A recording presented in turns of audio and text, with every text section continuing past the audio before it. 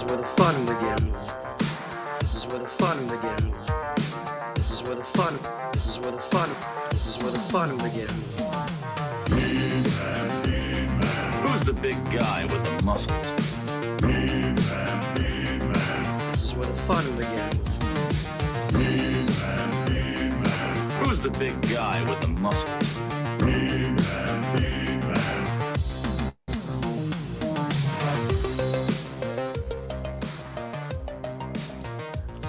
Good morning, everybody. Welcome to Toy Anxiety. I don't even know, Ryan, if our listeners and watchers have ever been up this early before. No, they're usually up late with us. Right. But I'm sure we'll have some people watching live and, of course, watching after the fact. Welcome to a special edition of Toy Anxiety Live. Craig here with Mr. Ryan Dole with a very special guest, first-time guest, Joost from JazzInc. I'll let you introduce yourself because I was going to say founder, owner, and visionary, but I bet you could even do better than that, Joost. All-around stooge. How about that? Yeah. No, welcome to the show. Yeah, thanks. Lovely. Thank you for having me. And let me start you by congratulating you on getting Anakin to rap for you. I mean, that's pretty cool. Yeah, we were in talks with Lucasfilm for a long time. But I can imagine. You know how licensing is. At a certain point, we just were like, let's just use the clip. So let's set the stage here. Today, we're going to be focused on JazzInc dioramas, your company, what you're doing, and I want to give some backstory on who you guys are and where how long you've been doing it. But yeah, Joost, go ahead and introduce yourself and let the Toy Anxiety world know who you are and where you're coming from. All right. So my name is Joost. I'm from the Netherlands, the smallest town in the east of the Netherlands, that is. This might become irrelevant later in the story. But I'm a geek. I'm a nerd. I'm a movie buff where everybody in my high school first grade class had like posters and stickers from cool bands on their bags. I had written Hollywood and movie logos and stuff like that. So very cool. Us too. Yeah. It's a way to get beaten up. So anyway, loved Star Wars as a kid, Batman, Spider-Man, that sort of thing. And then so it took me a while to hip to what Marvel was doing because I was kind of burnt out on the 20th Fox comic book movies. Sure. But when I got that, especially when I saw the first Iron Man, I was so hooked. So yeah, that came, and don't shoot me, but like at least half of what Disney's done with Star Wars. I mean, Force Awakens was great. Let's not talk about Last Jedi or Rise of Skywalker, but then Mandalorian was great. We're very positive people over here. Like the running joke that Ryan and I have is there is no such thing as bad Star Wars. Like this is the biggest Acolyte fan you've ever met. Yeah, this is right. But I mean, I think that's the they tried some stuff. Some stuff hit with people, some stuff didn't. Yeah. But man, Mando, I love. Yeah. Right. Ahsoka, I'm totally into that. And then, of course, the original 3 and the prequels. Those are like again, I see Anakin's Jedi Starfighter behind you, and it's just like I would need a garage for that. But man, like that, seeing that kind of stuff gets me so excited. Like I don't even need coffee. Yeah. Right. Yeah. And again, maybe unpopular opinion, but I thought Force Awakens was better than most of the prequels, So yeah. I mean, well, I love Rey and I love Kylo, and those two are they're just awesome in that movie. Yeah. So, I've definitely gone on my fair share of rants of on Last Jedi and especially Rise of Skywalker, but we could do that a different day. Yeah, exactly. I always do say this, Joost, our guests usually have a pretty good time. So first off, thank you for being here. You're more than welcome to come back anytime. We'll talk about anything you want. And by the way, what time is it where you are in the Netherlands? Is it 4 p.m.? Yeah, it's 4 p.m. Yeah. Okay. So end of the day for us. So when did nice. So JazzInc first came on my radar with some of the Star Wars dioramas that you were doing. Yep. I guess it's been years now. Like, when did you guys start? Like, can you give us a little bit of the origin story? Oh, sure. Yeah. So I didn't even know, like this, like I said, this is going to get relevant later. It already is relevant. So I'm in the backwaters of the Netherlands, right? That's Okay. as far from any cool kind of American stuff you can imagine when it comes to toys, comics, whatever, let alone collectibles. I didn't even know that was a thing. So for us, the first thing that really blew up and was like big in terms of marketing was 1989 Batman. When I was 15 around Right. that time, made a huge impression on me. And I remember the only thing I could get my hands on was pretty well drawn, by the way, a comic book of the movie. I'd seen it in the theaters twice, and then I had to wait for the VHS release. Sure. And then what do you do in the meantime, right? Because I was full of that. I wanted that Batmobile. I wanted a Batman doll. And so this is all like seeding when I'm 15. I used to have pretty much all the Kenner stuff because I had an Uncle Ben who was the first collector I've ever met. Okay. Because and he helped me get a lot of that stuff when I was even younger. So fast forward to 2013, 2000, something like around that time, and it was a YouTube algorithm that showed me San Diego Comic-Con, a video. It was the sideshow booth, and my eyes just fell out of my socket. What was that? So people in the comments can maybe help me with the year, because I remember distinctly there were premium format statues of Sauron and the Dark Rider because I'm also a big Lord of the Rings fan. And then I also saw the first Hot Toys 6-scale figures. And that was, I was like, oh, wow.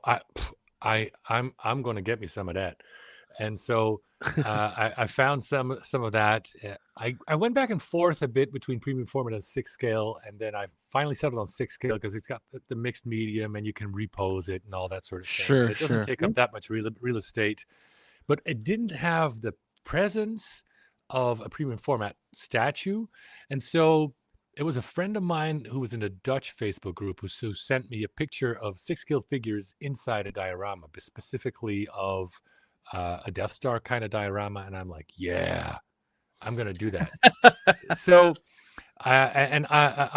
every year I have like a project, something I'm working on, could be an amp or a guitar, or in this case, a diorama. So I designed that. And I set about making that and really took my time with it because it was just for me, right?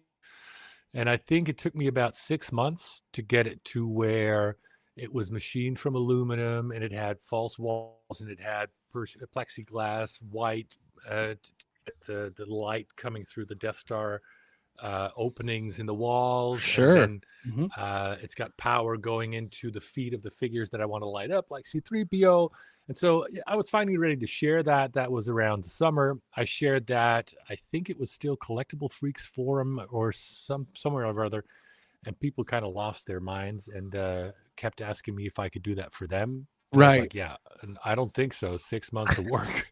We're not going to yeah. You're like, absolutely not. Absolutely not. I fought the start of JazzInc kicking and screaming. Right. Yeah, you're like, I do not. Well, let me ask you this: before, obviously, and this has probably been over a decade now. What was your background before that? Were you an engineer? Were you in a different kind of line of work altogether? Oh yeah. I was always a weird kid, and so in the Netherlands, you do all these kinds of assessments when you're young. Okay.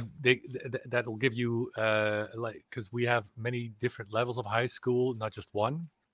Okay. And then they will scale you into one of the 4 levels of high school, and also what kind of streams that might work for you. I'm thinking, and here in America, we barely have 1 level of high school. I didn't say anything. I didn't say it. Okay. Oh no. Well, Ryan's in Canada, so he'll agree with you. Yeah. Anyway, so and so basically the main split is when you do more of like a arts languages kind of direction, or like the technical and math kind of direction. And I scored equal on both.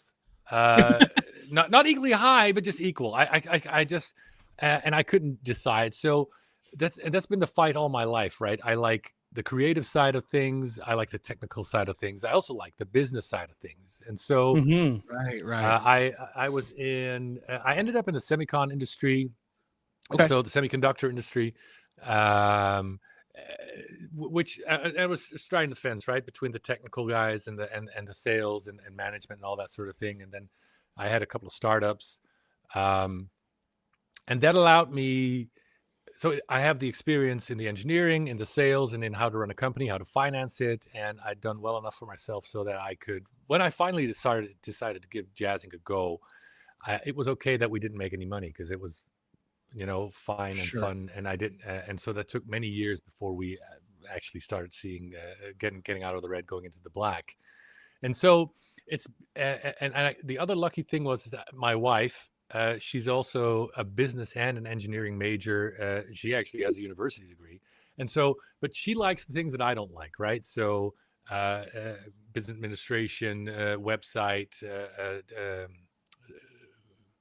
dashboards. Right. Data, all that data, stuff. Exactly. And so together, we could basically do everything front to back and do it ourselves. And, have this really, really bare bones kind of operation where we built our own website, their own back end. We arranged everything with the payments. We knew how to do the financing, and like I said, the business management, cash flow kind of thing, marketing, and as well as the technical aspect of things. And so, I think that's basically the reason why we got to do what we do, because we could do this low cost and just between the two of us. And then my dad joined. Right. When he retired and he was getting bored, and my sons do some work, and half of my son's soccer team do some work, Right. Yeah, that's funny. And then it's like when I don't know how old your sons are, but I just imagine like it's when it's your time to bring the after game drinks. You're throwing in some some penguin commandos with their high seas and some blue milk. Blue milk. Yep. So that's really cool. That's really, really awesome. And it is amazing to, time moves so fast. So I'm sure it's a whirlwind. And now when, at some point you make the transition, and this is one of our main things we're going to be talking about today is Batman. We're such diehard Batman fans here. I am a huge Dark Knight Rises fan. All my friends, kind of like Last Jedi, my friends give me, it is a controversial topic over here, but but at some point you transition into the officially licensed product through Warner Brothers. Yeah. Can you talk a little bit about that? Because I know we also have a very keen interest on the business side of stuff. Obviously, you can't get super into it, but like when you made that decision, like, hey, we're going to pursue licensed, figures and licensed vehicles and doing this in an official capacity, that's like a huge jump going from, these custom dioramas and all of that to now we're going to be working with, a studio and a licensing department and all that.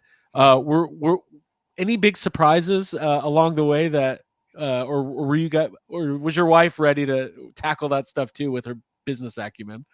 Oh no, the one of the few times you'll hear her cursing behind her monitor is when she has to do like the reporting to Warner Brothers and with all the spreadsheets with the because you're talking every territory, and we're doing worldwide, so there's a lot of territories, has its own reporting, and this is not a specific Warner Brothers things. It's just the way that things work, and you've got a big company, so even simple requests are not as simple as they could be if you have a very small company. So, but yeah, well, to go back, we were lucky, and we're still lucky that way.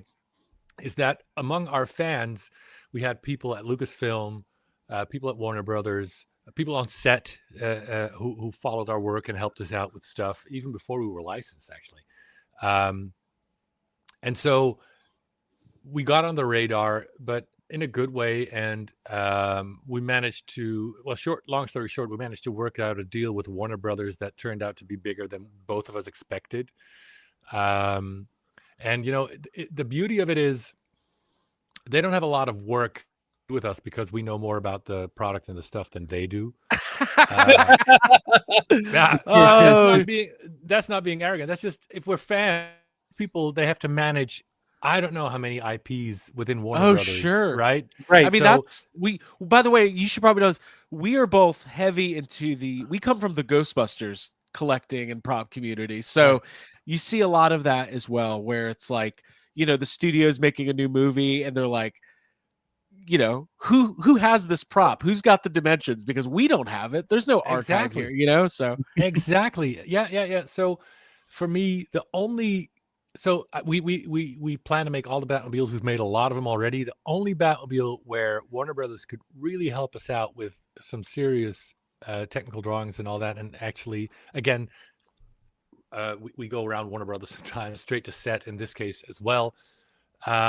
But the 2022 Batmobile is the only one where we got some serious files that we could actually use from Warner Brothers. For the rest of them, it's like, sorry, we can't help you, bud. And nice. Yeah. Wow. And I'm surprised. I'm a little surprised that they didn't even have that for the Nolan movies, or even the Snyderverse, because you'd think they're still fairly new. Hey, wow. Yeah. No. So it was like 2 weeks ago where I finally got. And this, again, thanks to our contacts in the industry and people who built on set. And I can't name any names, but the people who are watching, they will be watching, they know who I'm talking about. They got us the right stills to show the interior. So you're crazy about the Nolan stuff, right? So the Tumbler is an interesting vehicle because on the outside, it's been done pretty well. On the inside, it has never been done properly. Never had even close to being accurate, because if you look at the Tumblers, there were 6 versions on set, and none of and you've probably seen, if you're crazy about this, you've probably seen the Jay Leno video with where he drives around in the Tumbler. That's one of the repainted stunt vehicles, by the way. And so, but if you look at that interior, it has nothing to do with the stuff you see in the movie, and that's because the whole interior was on a gimbal shot on a set. So there's no correlation between the interior that was used on set and the interior that was in the vehicles. If you try to fit one in the other, it would never fit completely. And nobody has done it. Nobody has done it even remotely accurately. If I look at the pictures that I've now seen, that's like with that. That reminds me of the 1980s animated Ninja Turtles, the van, where anytime they show the interior, it's like this whole world that would never actually fit inside of the van. Yeah, and so this too. I mean, this is, like I said, it's a completely different set, and I don't think there's another vehicle where there's such a difference between the interior and the stuff that the driving vehicles. I mean, the same could be said for the 2022. There were also 5 or 6 of those. All interiors were slightly different. Okay, but you could at least see some resemblance or parts that matched. 1992 and 1989, those are like interior, exterior, exactly the same, right? 1966, same, but then you have the issue, it was different every episode, right? They needed a lever for the story. Boom, there was a lever there. Which version do you make there? Right. So it's always interesting, but the Tumbler one is particularly interesting because of that huge difference between the two. But yeah, so I'll be sometime next month I'll be able to show what the proper interior looks like if you model it inside the actual Tumbler. Yeah, cool. Well, there's those tumblers that they're selling now, right? They've got those $3 million tumblers. Were you able to get like interior shots of those at all? Like nothing. No, but I wouldn't need them. Is all I'm going to say. That's all you say. Yeah, now you're so ahead of the game now that you don't even need it. Yeah. Okay. No, and they would not be as useful. That's all I'm going to say. Right. We've got a super chat we want to highlight. Thank you to Sad Boy. Appreciate. He says, Serious respect for JazzInc. They are untouchable with what they produce and are unrivaled without question. All we needed Wow. now is a Flugelheim diorama playset. Yeah, let's Wow. get some art museums for our Batman figures. Thank you for the Yeah. super chat. Appreciate that. Wow. So we do have some questions coming in. I want to talk about Sure. the Batwing. I want to talk about all this stuff. I do have one question before we kind of get rolling on that. No, go for it, Ryan. You have a dream team of Viola Whitrocks and Sean Dabbs. Yep. They, don't forget Andy. Don't and forget Andy. Andy Maniloff. Wow. Right. Like again, like they kind of came onto my radar again just through Instagram when you start to find out like who is sculpting the Catwoman, and then plus Viola had did some stuff for Mondo as well with the Megan doll. Mhm. How did you find them? So the community is the answer to most of those questions, including this one. So as soon as we got the green light to do figures, we asked the community what are the best sculptors and painters, and like G-Wiz Customs for many of the outfits. Now we've got Pam Ford helping us with 966 Catwoman, so we could just really cherry pick. Right. And if you can offer those people who are the big fans, I mean, look at Sean and his work on Catwoman. Dude, I look at it every day. It is so insane, right? So good. Yeah, and so it was like I got the dream team, but I was also able to give these people a gift of like a bigger platform, officially licensed stuff, and make the stuff that they've been working on for real, right? I mean, it's such a beautiful thing to do. So yeah, and they post their progress on Instagram a lot too, which is always just like it really is intimidating. Like, I'm not an artist by any sense of the means, but at the same time, you look at what they're doing together as a team, and you're just like, I don't know. I just feel like you couldn't have found better people that work so well together to make something like this that looks this good. Yeah, I agree. Blows my mind. Yeah. And the thing that I'm really happy about is that it turns out, as we look at how things are progressing in production, we can match that, because that's always a big thing, right? Right. So, Right. Yeah. Yep. I mean, so let me share you. Okay, this is so hot off the press. I just got this in an hour ago. Let's see if I can't. Oh, this is exciting. Yeah, it should let you share it. Let's see, share. How do I share? Oh, share screen. Here we go. Yeah, share screen. Let's do this. Yeah. So. Okay, and I can this. Yeah. So this is the final production version body. Wow. With the final production version of course, unpainted, of the corset, with a test version. Listen closely, people who are watching this, test version of the suit and the stitching. So right now we're trying to get the scale and the location of the stitching exactly right. So it's a lot smaller than the prototype, because we can make it smaller than the prototype, so it's much more accurate to scale. So you're going to see and this is, I think, cool and unprecedented. You're going to see a number of upgrades versus the prototype that people have bought from us. The body is, well, this is version 14 versus the version 1 where we started, if you look at the pictures on the site. But also the stitching and the location of the stitching. So what you're seeing here is just to get the size and the location of the stitching. It's still flat 2D. So the final version is going to be the 3D stitching on top of the suit, right? So this is only as a placeholder to get the location right. But yeah, right now, if you look at, the body is better than the prototype. The corset is the same as the prototype, but sculpted to the new body. We've got the stitching that is better, and we are able to match the head sculpt by breaking it apart into sometimes 10 different pieces for a single head sculpt, instead of what you normally see for a Hot Toys head sculpt is just one piece that you can get out of the mold, right? Which is cool, but you can't get the same depth because of because of release angles. So yeah, it's It's interesting, Yost. I think we're all, none of us are Hot Toys purists by any means. None of us are.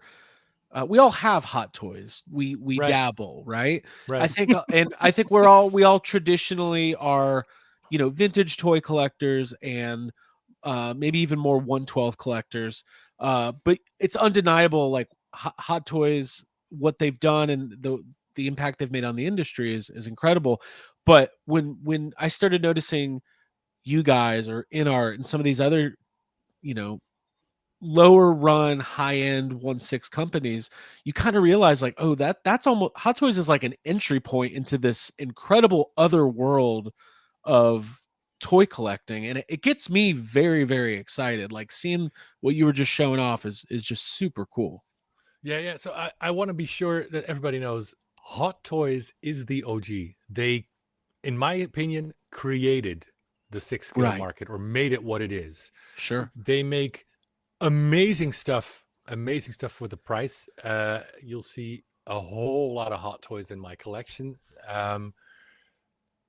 But they're a different company with a different scale, and therefore with different opportunities, but also different restrictions compared Right. to InArt or what we do. Because, like I've said before, their minimum order quantity with their in their supply chain, and I talked to these people, so the people in the suppliers, the minimum order quantity is 5,000 pieces. Right. That means they can get much better prices, but that also means that they can't make stuff as complex or as handmade at that volume. It's just there are not enough people with the skills Right. physically to do it, right? Sure. So, Sure. That's the trade-off. Right? and so that's, I think they're smart when they introduce their artisan stuff. That's more like in our J&D. Well, J&D is not another level altogether. And so, because I'm a big InArt fan too, I just basically order everything they make. It's on my desk is like 2 Hot Toys and 2 InArt pieces. I know. Well, because it's So- like you're a fan. You love these characters. First. You love these toys, Yeah. and I think it really comes through in the Mhm. work. So yeah. But credit where credit's due. I mean, InArt, like I said, I buy everything. Hot Toys, they are the OG, and what they do. I mean, look at their Tumblr and their 1989 Batmobile. For the price, you cannot beat that. It's a Right. good product. It's beautiful. It's well made. Their quality control is really good, no matter what people say. And they are the gold standard for me. So I really want to make sure that people know what I'm Yeah. talking about. So, but I can do different stuff to Hot Toys. I have my own strengths and weaknesses, Right. because of our scale. I don't think I've ever seen toy collectors complaining about QC issues on the internet. So I just want to clarify. Yeah. I just want to clarify that. Hey, we have another super chat. Benjamin E. Green, the diabolical, certifiable, insane madman whose name we fear to mention is still at large. He's doing it again, but I heart him. Hawk. Hey, Hawk. thanks for He's being always there. I love Benjamin. He's a force of good and positive energy. I like Oh. that. I like that. So, and it's interesting too. So one thing that I think I wanted to kind of, like I said, evangelize, like talk about what you guys are doing there when it comes to the vehicles. And I didn't even know this till recently, because I was under the impression that JazzInc was not able to sell directly to North America, but that only is exclusive to the 1/6 figures. Is that correct? Yeah, that's correct. Yeah, That's we have correct? a Okay. worldwide license. And well, we're not going to get into that, but Sure. Yeah. But last minute, I was blocked in the United States and Canada when it comes to figures. Yeah. Yeah. Yeah. Oh, I Yeah. noticed. Yeah.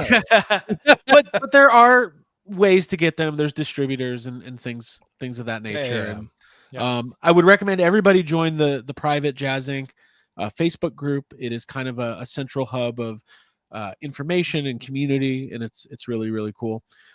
So Yost, let's pivot. Do you want to start talking about the Batwing and the Sure. back the build, because this is the big project going on right now. Right. Let me ask you this, and I'll bring up some images. So this is a 1/12 scale. And for the uninitiated or the casual toy collector, which we have a lot of as well, that is more of a 6-inch scale, or a traditional action figure scale, as Yeah. opposed to Yeah. like a 12-inch 1/6 figure. What led you to trying this project out and experimenting with a new scale that has not been traditionally where you guys had product? Yeah. So the reason is basically, again, the community. Not a week, usually, yeah, well, let's just be safe and say not a week goes by where I don't get the question, oh, this is cool stuff, but can you do it in 12 scale? Right. And we've tried it before with the Snyderverse Batmobiles and with a Star Wars diorama. Didn't go very well. And to me, I really wanted to give it a serious try because I thought it was a bit of a catch-22. We always do very limited edition stuff, which Right. means I don't have a lot of quantities of scale, economies of scale, which means my prices are higher than, say, Hot Toys or, in the same scale. And if you want to be successful in the 12 scale, I think you need relatively much lower prices. So you need higher volume to make it work. So this is where Back the Build came from. We thought about doing it through Kickstarter, but we saw a lot of fees and also more hidden fees in their payment and shipping plan structures and all that sort of thing. And so my wife was like, why don't we build it ourselves? Because that's what we do usually. And that allowed us to keep the prices even lower. But also, if we don't make that number of orders that we need to get to this low price point, because it's, $319 for a 26-inch wide, very detailed light up vehicle. That's basically the price of a Hot Toys Artisan figure, Right. at twice the scale and at a third of the minimum volume. That's a really good price point, right? Oh, it's But great. We cover all the crowdfunding projects that Hasbro does through HasLab, and look at the prices on what was the last Star Wars ship they did is getting into the $400 or $500 range. So exactly, yeah. And this is painted and much more weathered and detailed, all hand painted and hand weathered like the original prop was, which you usually don't get at this price point. But if we don't make the minimum number of backers, I don't want to have to refund 1,000 people, right? So that's why we did this Back the Build thing. And there's more stuff in the pipeline, which is why now that we have the technology into our site, we can entertain other stuff. For instance, a 6-scale 1997 Batmobile. I think that's scary for several reasons. One is it's huge, and secondly, it's the least favorite movie of most people. But I want to make it. Normally, I wouldn't try it, but with Back the Build, we can, right? Right. Museum diorama, whatever. That is something that sounds like a Back the Build test case, and not something you can that'd be amazing. I like that because when you're saying it looks like the prop, when someone showed me a photo of this for the first time, I actually thought this was somebody found like the original prop, the maquette, the original one, and took cleaner photos of it. Because there's a lot of behind the scenes, just like photographs. And I honestly thought, I was like, oh wow, someone got some really nice photos of the original prop.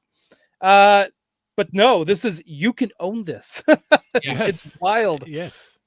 So I'll direct everybody. This is, we all are familiar with crowdfund, Kickstarter. This is a project that you can find on JazzInc dioramas, 89 Batwing, 1/12 scale. There's 4 different options.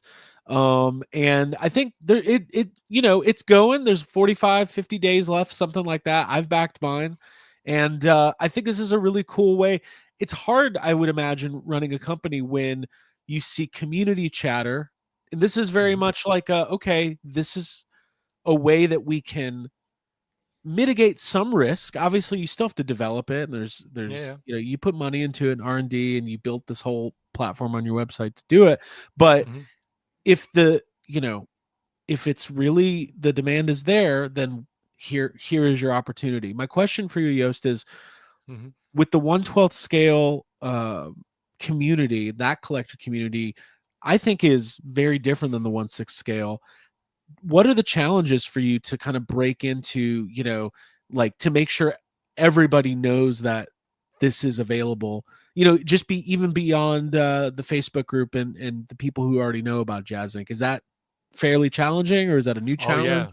Yeah. And so we normally don't do anything about marketing except that we just communicate on social media. And anytime anybody wants to talk to me in an interview, I always say yes. Sure. For this, thank you for we that. are.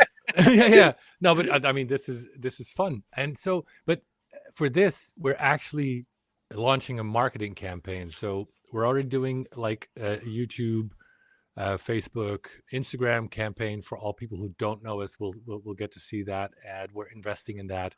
We're starting a Google Ads campaign next week. We're talking to as many YouTubers as we can in all spaces of the collectible community.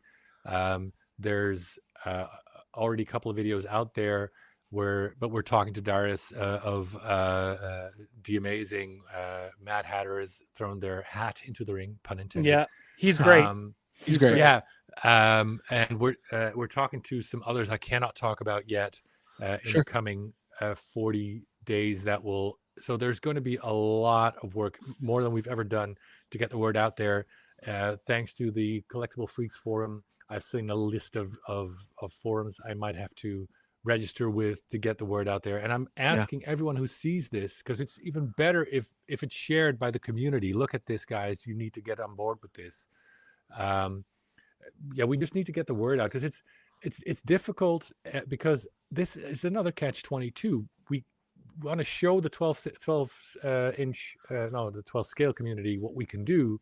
So we need to get a product out there, but we can't get a product out there if this one doesn't get backed, right? So right.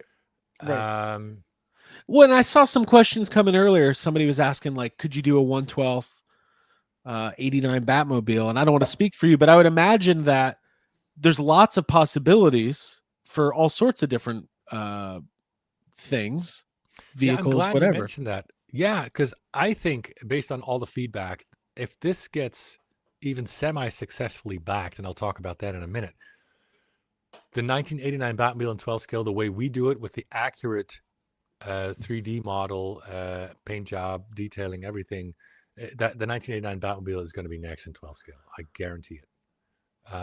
That's awesome. That is super cool. And so for us to have this project make sense financially, we need 3,000 people. But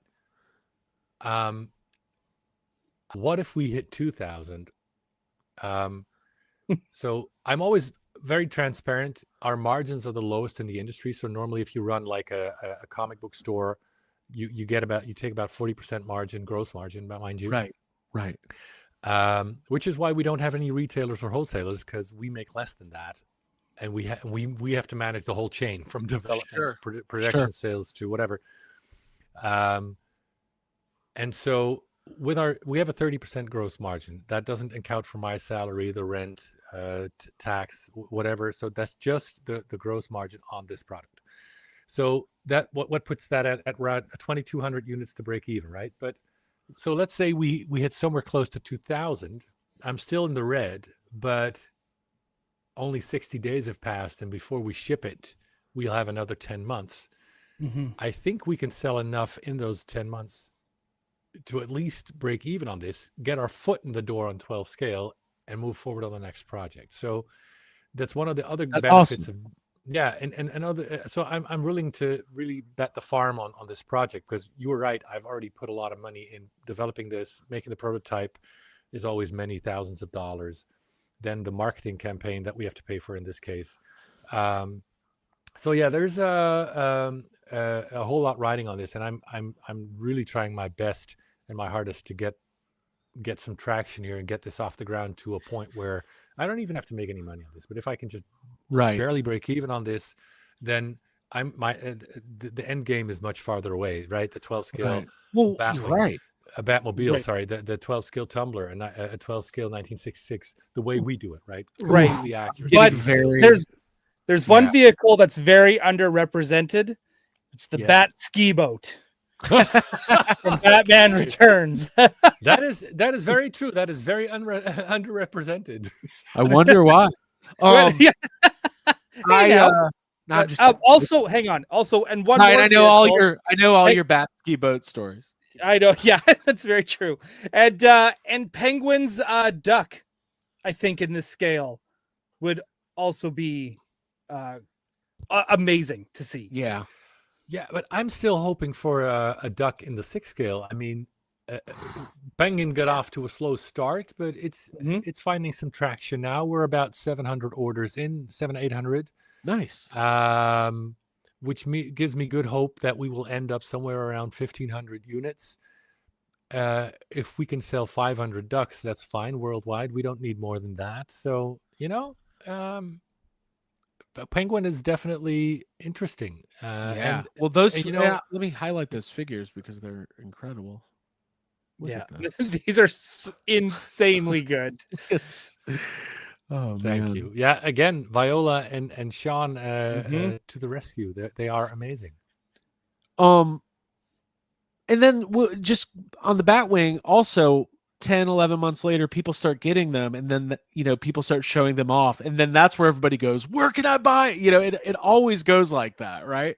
Yeah. That's it's so bad the way our business model doesn't support just making stuff like Hot Toys does and putting it out there, because then you get that wave too, right? Of the people who see the stuff and they buy it, but we have to close pre-orders because we make everything to order.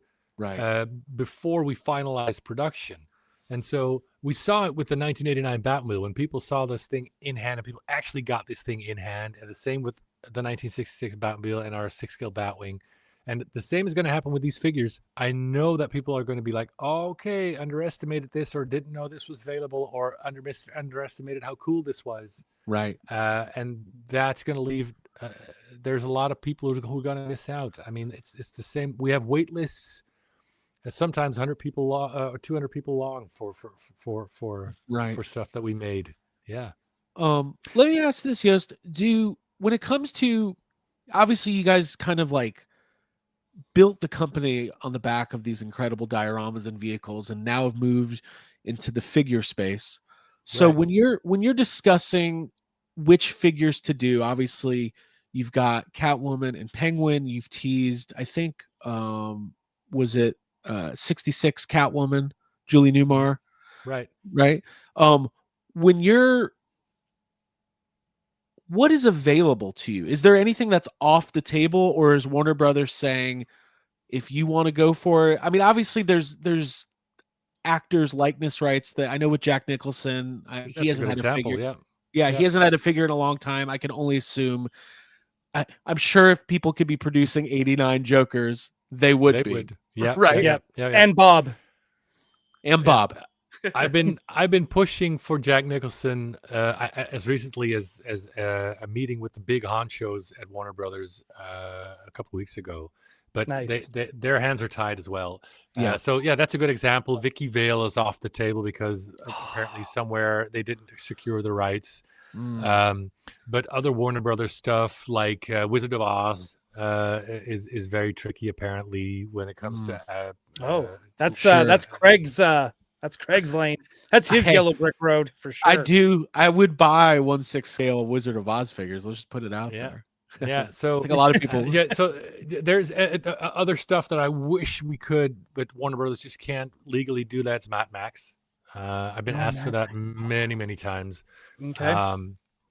But basically, it turns out that they only have the rights to do 2D artwork, which means T-shirts, posters, that sort of thing.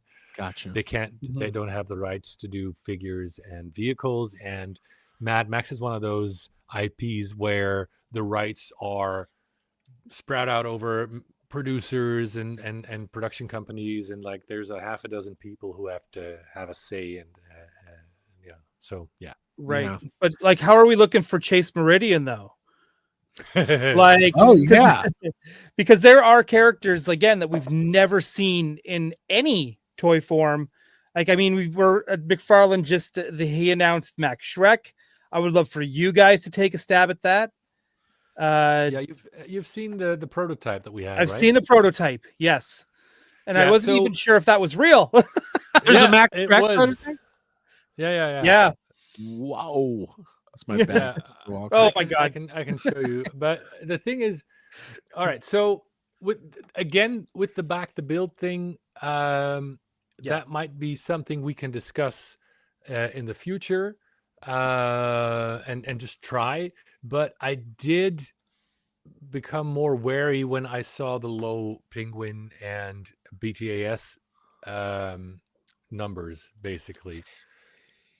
So it's interesting, and I think I can I think that makes sense, right? Like in the sense that oh, here we go. Wow. Actually, I take back what I was just going to say. Make that. No. I think, right. So you probably have an understanding, like these are premium, premium figures, premium products. Right. There's only so much money that most people have from a disposable income standpoint to put towards things like this. And you would think a Danny DeVito Penguin, and I don't want to speak for you, but I know you said that the Catwoman did exceptionally well. Okay. And it should, because it's incredible. Yeah. But if you're at 700 for Penguin, that kind of tells 4,000 for Catwoman. That's is the rule of thumb that the female figures in this scale are always going to just sell more? I guess so. That's the lesson we all learned. I guess so. But even though, if you look at most collections, male figures are much more represented than female figures. Sure. Yeah, it's interesting. It's weird. Yeah. Plus, we don't get a lot of Pfeiffer merch, to be honest, either. At least none at this level. There's been some sideshow statues that have been released, but never like this, like a figure at that level that Sean and Viola just totally knocked out of the park. But yeah, so what I was saying is important too. Sugar and spice, obviously. You've stepped into the Batman Forever, fandom over here. We are. Well, we just love Batman. I think that's the problem. We do love Batman. But yeah, if you do 700 Penguins and you say you think you could get to 1,500, that kind of tells you how many Max Shreks can you realistically sell. And 500 would be a stretch, and that's where things gets scary for us. Right. So, like I said, minimum for Hot Toys is 5,000. When we go below 500, it's tricky. We've done it a couple of times, like with the BVS Batcave with the working screens. We've done 250 of those, and then the Zack Snyder Batmobiles, 250 each. But that's really a labor of love. You can't, and it's just as much work as doing something much bigger, right? So that's what makes it difficult for me to and so to answer your question, how do you decide to move forward? Well, for 1966 Catwoman and the Linda Carter Wonder Woman, that was obvious from the many questions I've received. So I think I have my finger on the pulse pretty well, though. Like I said, and like these examples show, they can surprise me. The community can surprise me, right? But going forward, for what are going to be the focal points for 2026? Because there's so much, right? Like Chase Meridian and the Poison Ivy, like a double pack. 1966 Batman and Robin with Bruce Wayne and Dick Grayson done properly. I was going to just ask about Panther that. Suit, yeah. Panther Suit, Val Kilmer, a real accurate 1989 Batman. Bob the Goon, and I'm just 2022 Catwoman. Yes, there's so many. And what do you prioritize? 1966 King Tut? I don't know. So what I'm trying to do here is, what we're gonna do is we're making a questionnaire, but we're just incredibly busy trying to get this 12 scale Batwing off the ground. But I want to get this questionnaire out there, like a big Google questionnaire, and send it out to as many people as possible, and let the community say what should we prioritize next year, right? Right. That's awesome. That's cool that you're going that route, because Batman is in that same case of Star Wars, where there's so much that there is already out, and also so much that has never been made. Mhm. And at some points it's like it's a blessing in disguise and also a curse because you just don't Yep. like, everybody always wants something just a little different. Mhm. Someone asked a question in the chat that I thought was very interesting. Do you have access to, like, are you allowed to do stuff from the comics? Would you ever be able to do like a Batman Hush Batmobile or Robin's Redbird from the comics? I Is that, think. or is that Ooh. just way too niche? I'm afraid it would be way too niche. I would actually have to look at my licensing because I don't think it's on there. There's like the Batman core stuff, which is what they call the more generic Batman stuff, but that's not Right. specifically comics. So more specifically, a step to the side for me that makes more sense is the Arkham Knight games. I've asked them to put that in the new contract, right? Nice. Do the Right. original figure and suit of Batman Origins, or maybe one of the Batmobiles of the Arkham Knight, and maybe because the thing is huge, right? If you get the most recognizable of those, that thing is huge in 6 scale. That It could would be. also be a very good 12 scale project. Yeah. Oh, absolutely. And it would have. Okay. Now, seeing as you probably have already thought about this, Yes. would you, the Arkham Batmobile, would that transform? Would you have it be able to like pull the wheels out? The what is it? The soft bullet turret that it has? So this is a good question, and I've thought about this myself. So we're also in the early stages of maybe being able to finally realize a Knight Rider kit, right? So there's the same question: do you Very do cool. the Super Pursuit thing? Basically, this is why I'm talking about the Knight Rider now. From the engineering I'm seeing and I'm doing right now, it's going to be at the cost of either your paint job or accuracy, or like the tolerances, like panel gaps and that sort of thing. So Right. if you look at the level that we try to be at, where the reaction that you had, Ryan, where you'd look at that picture and think, whoa, is that the thing from set? That's what we're Yeah. going for.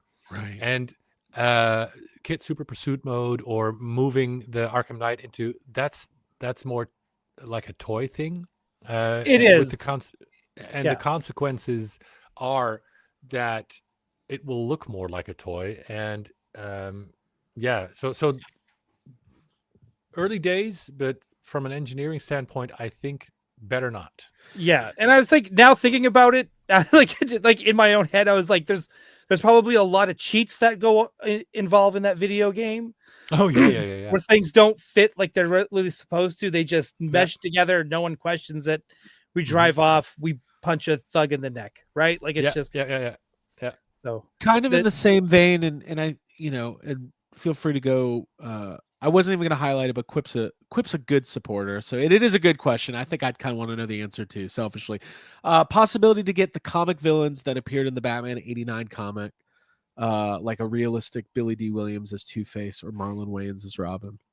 All right, so the name that pops here is the Billy D. Williams Two-Face, because that's a request I've seen before. Marlon as Robin, not so much.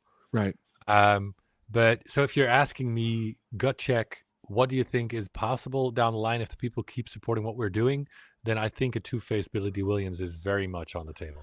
Oh my that's God. cool. That literally will get me through the weekend just thinking about it. This is the thing. I'm a fan. I want to see that too. I want to have it, why I'm it says so sad we didn't see that. Anyway. First time hearing Joost and he rocked me too. First time hearing Joost and he rocks, very transparent and knowledgeable, makes me want to support his company. Yeah. Wow. Thanks, Wyatt. That's I love that. You're forgetting a super chat here too. Yeah, we have another great super chat. Oh. Thank you so much. From Alex. He says, Joost, do you have an end game in mind? I've been collecting your stuff since the BVS Batmobile and need you to make the Mach 5 and the 97 Batmobile. Will you run out of vehicles to make in 1/6 scale? I don't think so, Alex. So because I want to do the Mach 5, I think is a matter of time. Knight Rider kit is a matter of time. Something like the Jurassic Park Jeep is a matter of time. I still hope that the rights for like the Blade Runner spinner is going to work out. That's a Mad Max kind of situation right now, so that's difficult. But Sure. that 97 Batmobile, Arkham Knight Batmobile. So I've recently heard that the Dodge Charger for Fast and the Furious might be a possibility. Yes. Licensing wise, that might, so all the other Fast and Furious vehicles might be difficult, but like a Dodge Charger, you can go and look into the Blade. I would thing. buy a So- 1/6 scale Dominic Toretto. I'm just putting that out there. Yeah. So, and that's just off the top of my head. If you give me some more time to think about it, I know I can come up with more. What about and- animated? Sorry, what about animated? Like, because Batman animated series, The Batman, any of one's those available for Yeah. pre-order now. The realistic Batman animated series is a very beautiful figure. Thank you. And well, we're already working on a prototype for Joker, animated Joker. Let's see if I can show you some pictures of that. Sure. Yeah. I think Robin should be next. After that, I'll leave it up to the community if we do Harley Quinn or well, there's a couple of and there are other villains that even had a bigger role in the animated series. Poison so- Ivy, Mr. Freeze. Mr. There's- Freeze. Yeah. Yeah. Mr. Freeze is a big one. Yeah. So after that, it's hard to predict, is what I'm saying, where the BGS sure. line can go. But so let me see. Nope, Craig's just gone, but we'll take over. All right. So let's talk about Craig.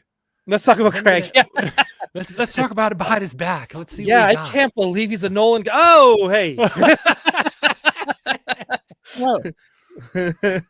We were just starting to talk about you behind my back. Behind your back. I told you I heard about that Billy D. Williams Two-Face, and I was like, I gotta get out of here. I gotta go. So yeah. So this is what Sean is working on for Joker, animated Joker. Oh, something wow.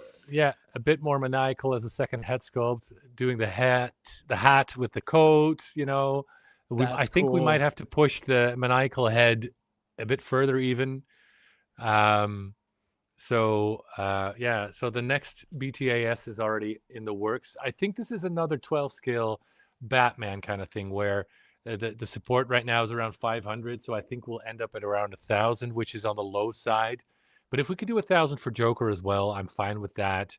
And then as soon as people get into the line, then I think we could get more support to do Robin, Harley Quinn, Mr. Freeze. I mean, the big names at least, right? I want to get like 4 or 5 figures in at least on the animated line, and we have the animated Batmobile, Right. So that you got a very cool representation there, in your display case.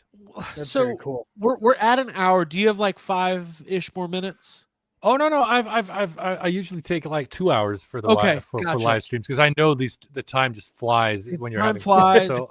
So What I was going to ask was, so we go to a lot of conventions. We do San Diego Comic-Con, New York Comic-Con. Obviously, being in the Netherlands, the cost, the investment to set up at a show like that would be a lot. yeah. I do think there would be a lot of value in showcasing these products in that kind of setting. One thing that happens at a lot of these shows, a lot of these I don't want to, this is just the state of the business and the industry. A lot of times they show up, they set up their booth, they have all these amazing statues and figures, all pending licensing approval. Half of it never comes out. Right. And then you go, hey, remember 8 years ago we saw that, Legolas or whatever? Whatever happened to that company? But you guys are not only creating these incredible products, you're delivering on them. And you're doing the number one thing, in my opinion, which is building community. It's the most important thing. So, long-winded way, is there a possibility you would ever set up at a show like that? So this is a difficult one. Okay. From a business perspective, I think it's going to be hard for that to make sense. I mean, we're Sure. talking tens of thousands of dollars to get the people there, to get the product there, to get a booth made, get designed and set up, to rent the area, the space. Basically, I think 50K is Right. is small beans. I mean, we're talking well into the six figures if you're Sideshow or Hot Toys. Right. We just don't have that kind of money. Right. On the other hand, I mean, Geek Me would just die to just visit San Diego Comic-Con, let alone be on Right. there, be on the show floor. So even if it's a big investment, if we have a big year with the figures next year, I might revisit that idea, even though I know it might cost me money because Sure. Yeah. yeah. Well, as an alternative, we could do a street team and just send Ryan out on the floor with flyers. Yeah. If need Yes. be. I'm happy to do Yes. that. He in will get in people's face and just make them buy the Batwing. Yeah. Johnny Cox says here, JazzInc will have to raise their margins to 50% to have a convention tour budget. Very correct. It's very accurate. That is the reality. We just with the size of our margins, it's just Yeah. No, I get it. right. Yeah. And even InArt didn't have a huge booth at San Diego, but they threw they had their in a whole other building. They had their own party and setup, and people could go in and Right. you get your invite and you go and get a tour. I didn't get my invite. In fact, something's happening in my email. This might go back to the Google Meet situation. I remember at San Diego this year, I was invited to the Hasbro Magic the Gathering party. I got my invite 2 days after the party had happened. So something weird's going on. Yeah. I'm gonna get to the bottom of it. But Joost, I get it. But I do think you guys are a young company. I think that the future is bright, and that eventually, if people were able to see this stuff in person, I feel like it would be immediately the talk of the convention. So hopefully maybe one day, but I understand. Yeah. Another interesting thing is a lot of the companies in this space are based in Asia, whether it's China or Japan, and you guys are it's this unique thing being in the Netherlands. I kind of it makes it kind of cool, honestly. It makes it just different. Yeah. I mean, we should do that more with marketing like that. From the lands of the Nether comes, Yes. Nice. Yeah. Well, you mentioned Lord of the Rings. What was that? There was a company that what was that big thing they did a couple weeks ago? They showed off some 1/12 scale Lord of the Rings. That was in Shanghai. Yeah. Really good looking stuff. But Oh, cool. So all right, Joost, this is where we're at. We've got the Batwing going. We've got Penguin. We've got Catwoman. People can get their hands on that stuff. So 2026, you mentioned there's going to be a Google form that you're going to put out to do some community survey. To do that next month. Yes. Very cool. So what's the number one takeaway for our audience if they've never seen you before, if they've never heard of JazzInc, if they're new to this scale, what's the big takeaway that you want people to kind of to go with to kind of start? Because I think before I even go there, I think there's a little bit of we've been talking about this on our weekly show. It's a little bit of a shift in perspective on toy collecting, I think. Right. Maybe it's just me.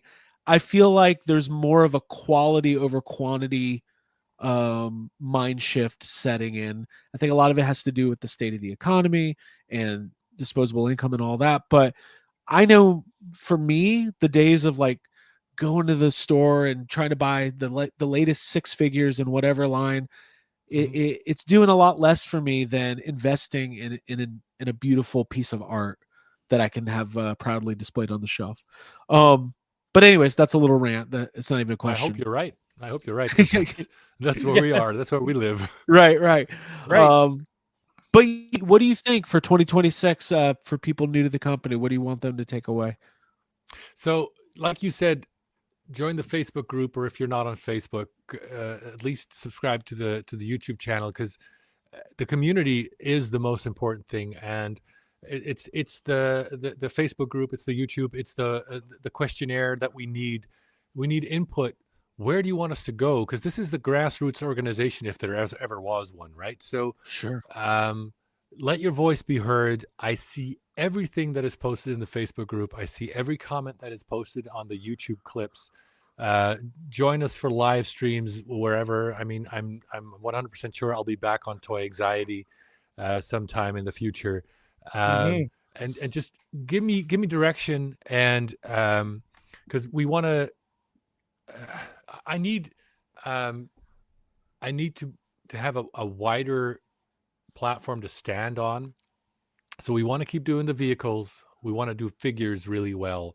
So that's always going to be like, I don't know, 4 to 5 figures a year. Nothing huge, but still. I hope the 12 scale thing takes off. And then what else should we be doing? I mean, we're talking about a new license where hopefully with the way things are going with Factory Entertainment, we can do Universal, Knight Rider, and whatever comes next after that.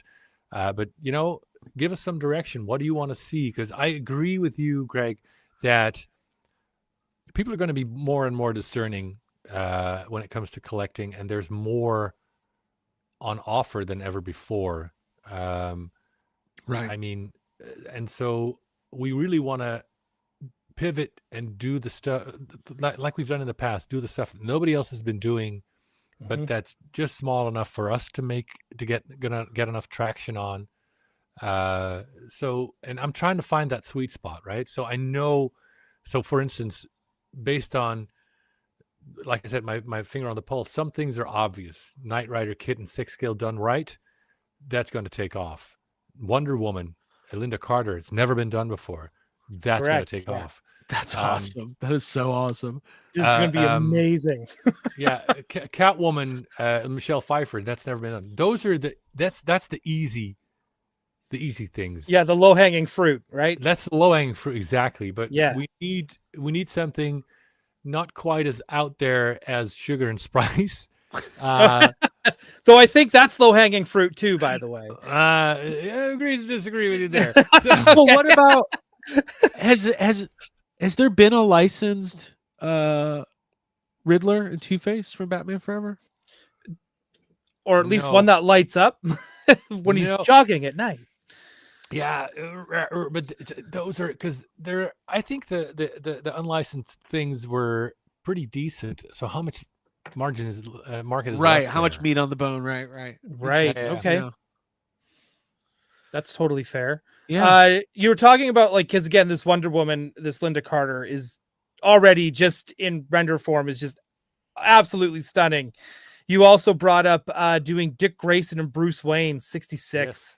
Yes. That is to me, those are the figures I want more than actually Batman and Robin. Wow. Especially if you were able to do the library diorama. Yeah. With them talking together. You're talking dual sweaters, aren't you? I'm talking. Dude, I love sweaters. I love sweater vests. I love sweaters. They're just. I love cardigans. They are the best. But man, but we don't when I'm a very weird collector in the sense that when I'm buying Marvel Legends Spider-Man, I also want his supporting cast, and I want Peter Parker, and I'm also the same way with Batman. I want I want Batman, yes, and I've got lots of them, but I don't have I always try to get the quick change Bruce Waynes, from Kenner and stuff, because those are the only chances you could get Bruce Wayne, but you don't get a lot of Dick Graysons. You don't get a lot of Adam West, Burt Ward out without the masks. By the way, the 66 diorama we're looking at is incredible. Mind blowing. And just, so I don't know. So when you say I want to make, 66 Bruce Wayne and Dick Grayson, it's just that I don't even, again, like I said, you give me chills. I don't need a coffee. And there's so much there's so much to do with even without the Batman and the Dick Grayson, the Bruce Wayne and the Dick Grayson. Look at these figures. I mean, if you look at the suit and the sculpt, there's so much to gain from that. So yeah. Right. And is Yvonne Craig around the corner? You need to complete. Oh yeah. Yeah. And then this is going to be the tough sell for me internally. So if you do Yvonne Craig, then you need to do her cycle as well, right? Absolutely. That vehicle is amazing. I think it's beautiful. Yeah, but the women in my team think they are it's quite a misogynistic design. So Oh, never mind. I said nothing. I said Hey. nothing. Listen, it doesn't matter. I was born in 1984. I was raised on reruns of Batman 66.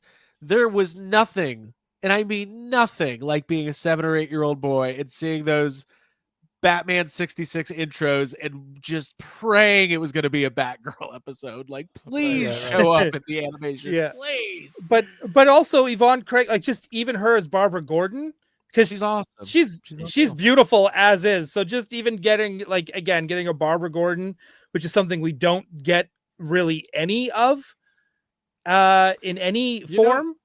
that might be low-hanging fruit, actually. There Come it to is. think of it. Yeah. I mean, if you can do it, do it. But I mean, to have her in just in any of this stuff, I think would be amazing. Love to see it. Yeah. I agree.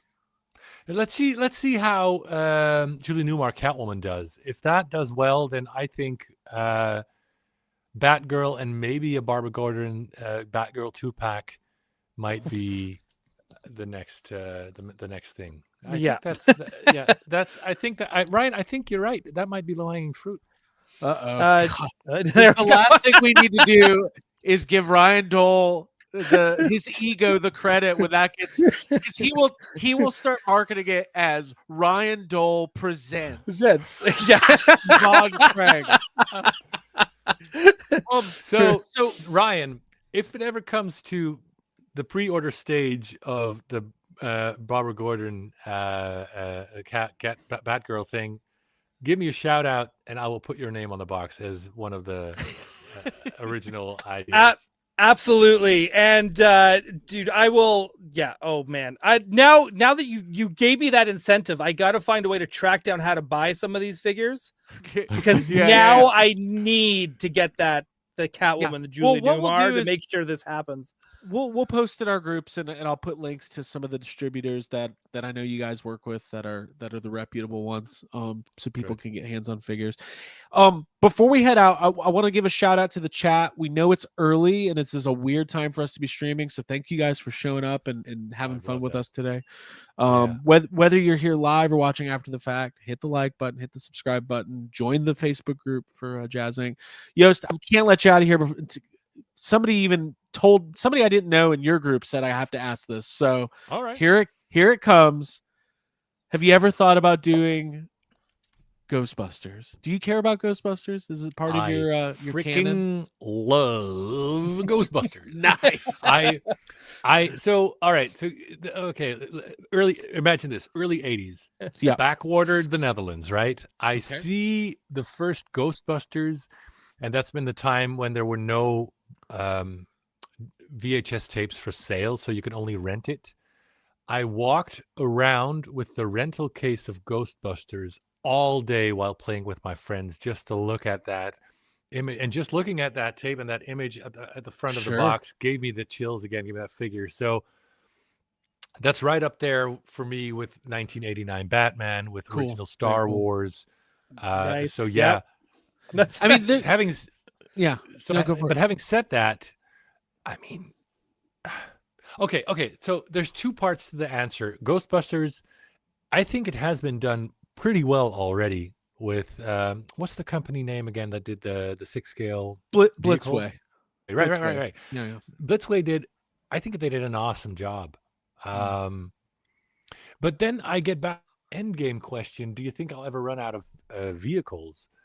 And my thought on this. So imagine 3 years from now, I've done Knight Rider, I've done Jurassic Park, I've done most of the Batman.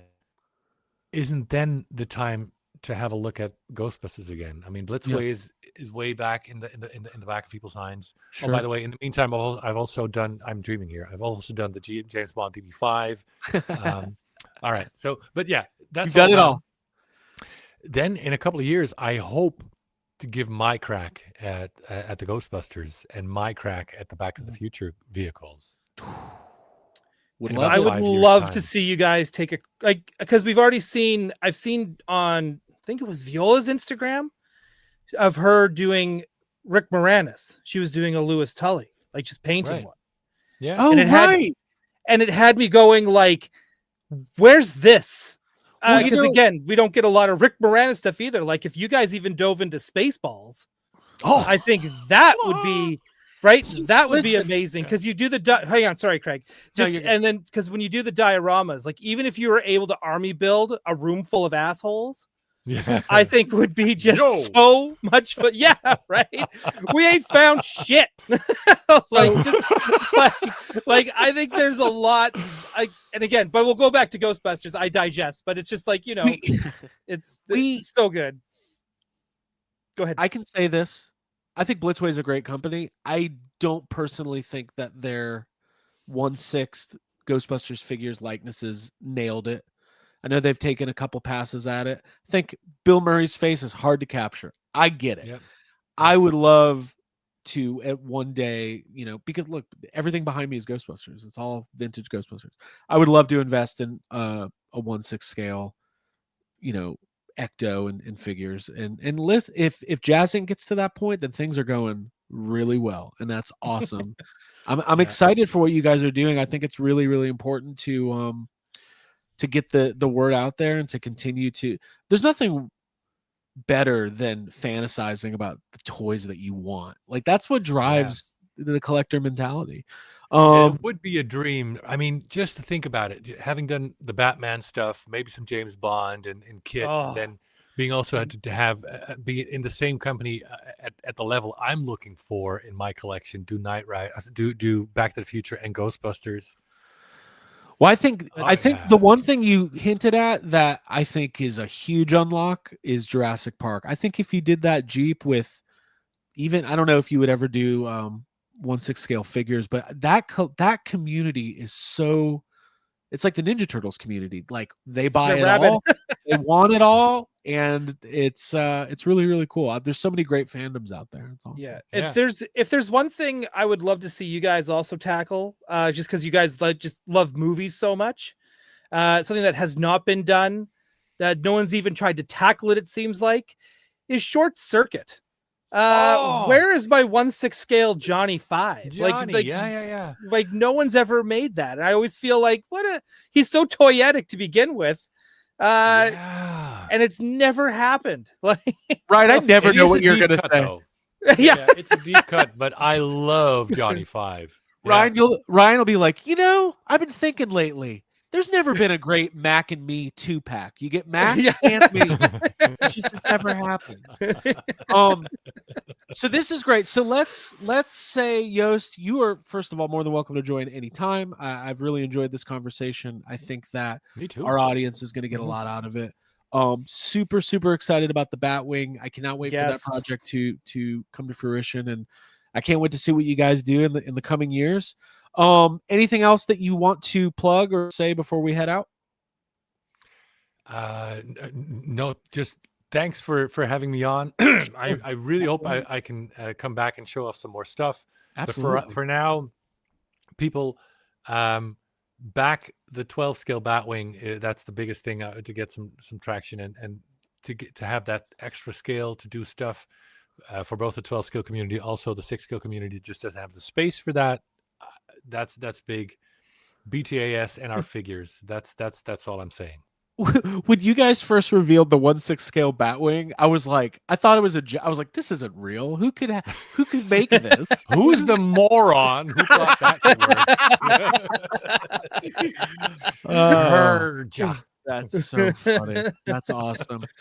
All right, everybody. Well, thank you for joining. By the way, Ryan, I want to pick your brain about I think we should just have a daily morning show. This was fun.